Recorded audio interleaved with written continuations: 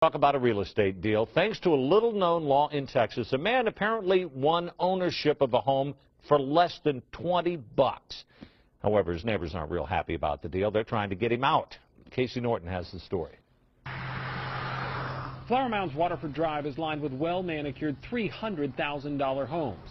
So when a new neighbor moved in without the usual sale, mortgage-paying homeowners had a few questions.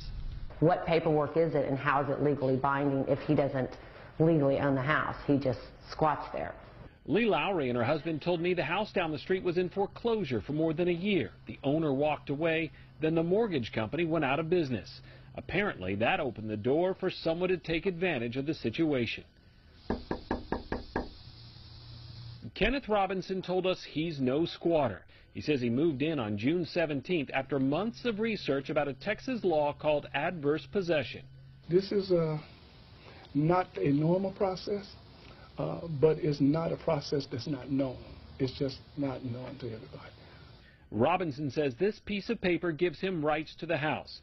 It's an online form he printed out and filed at the Denton County Courthouse for $16. It says the house was abandoned and he's claiming ownership.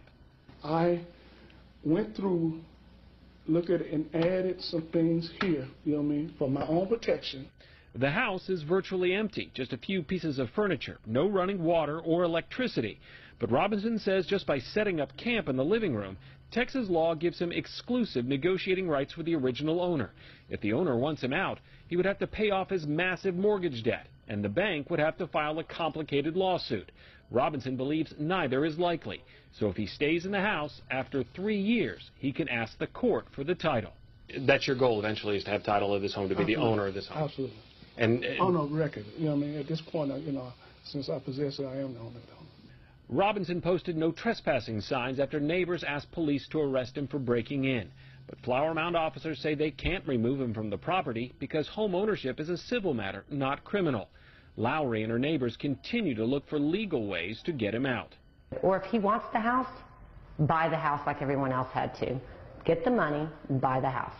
Robinson says he's not buying anything. As far as he's concerned, the $330,000 home is already his, and he has the paperwork to prove it.